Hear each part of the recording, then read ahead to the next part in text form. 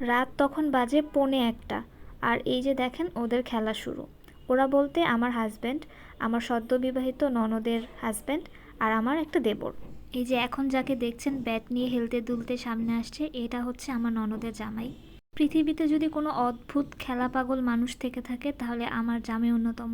এই যে উনি ব্যাটিং করছে, উনি হচ্ছে অলরাউন্ডার। রাত তখন 2:30টার মতো বাজে, আমরা অনেক বোর হচ্ছিলাম। আমরা বলতে আমি, আমার ননদ আর তার ননদ।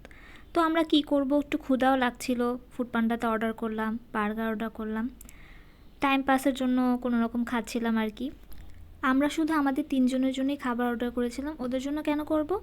আর এই যে দেখেন এখন প্রায় 4:45 বাজে। তখন ওদের খেলা যদিও অলমোস্ট শেষের দিকেই ছিল।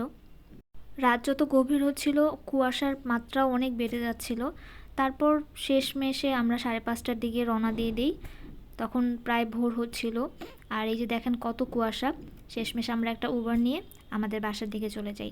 এই ছিল আজকের মতো। Thanks for watching.